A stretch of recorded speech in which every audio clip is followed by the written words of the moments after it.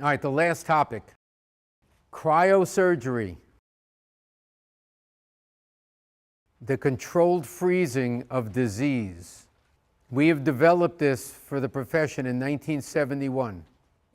I have been practicing it from the late 70s. It actually has been proven to have an immune enhancing or stimulating effect. Here are the advantages of cryosurgery. Less invasive, typically less bleeding, typically less anesthesia or sedation needed.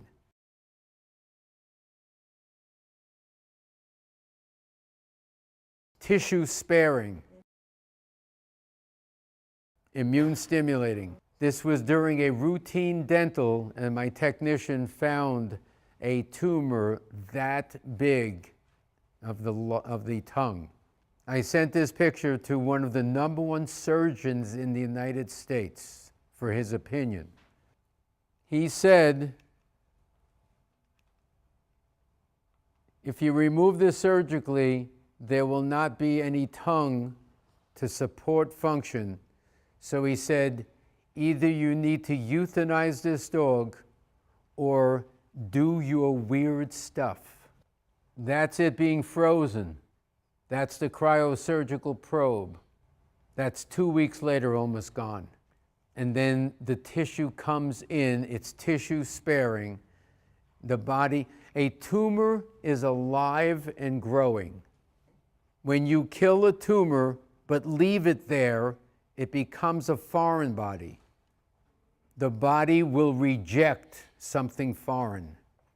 This is an 18-year-old dog. That is a highly aggressive tumor of the toe that grew in 2 weeks. If this dog was younger, I would have amputated the toe over here. The owner did not want to anesthetize this dog for an amputation. I was afraid cryosurgery would have amputated the toe. It was diagnosed as an undifferentiated sarcoma.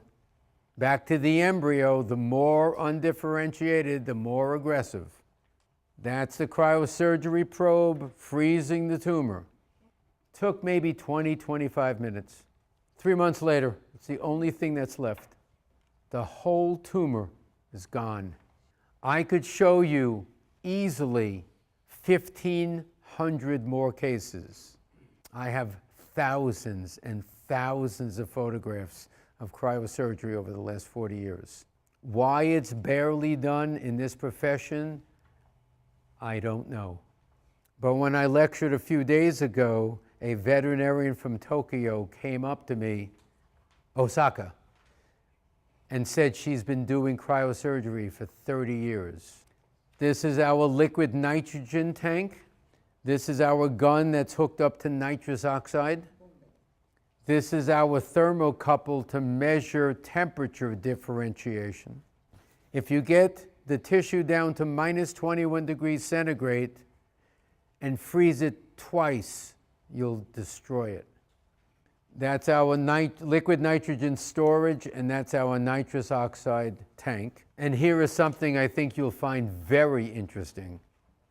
This is a link between the NASA space program in the United States with Japan and Mars. My father-in-law's last project that he oversaw for Hitachi was the creation of a cryosurgery unit that was hooked up to a CAT scan machine. It was used for intra-abdominal surgery, especially for tumors. It was accepted by NASA as the form of surgery to do in outer space. You're seeing right now a simulation of a surgery being done on a human patient from the space capsule. Unfortunately, in the United States, there was a very catastrophic event where the space shuttle crashed and killed all the astronauts. It canceled all the programs. This is a company I'm working with right now. The equipment is made in Israel, and they approach me. This is a $75,000 unit. The ice ball it creates is minus 160 degrees centigrade. You could probably freeze a tumor that big in under a minute. They're using this for tumors of the abdomen and the lungs.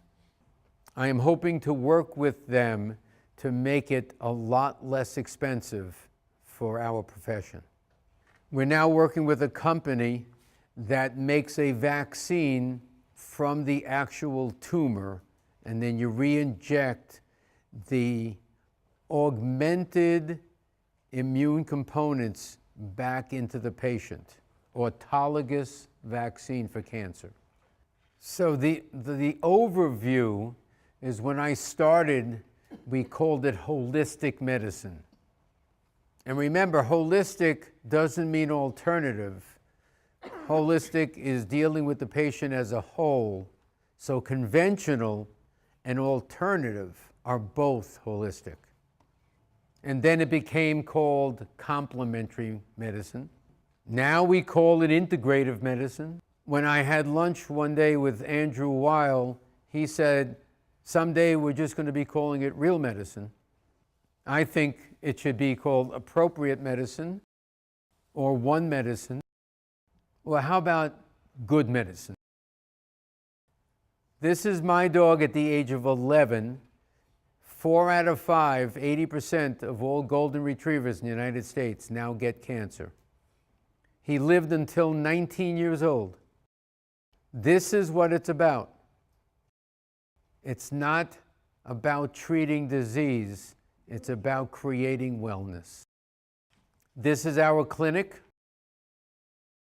We see people every day from all over the United States, regardless of where they live, and Canada. It doesn't look or smell like a hospital. And animals love coming here. But it practices a very high level of sophisticated conventional medicine too. And anyone who wants to come is welcome from this group. That's it.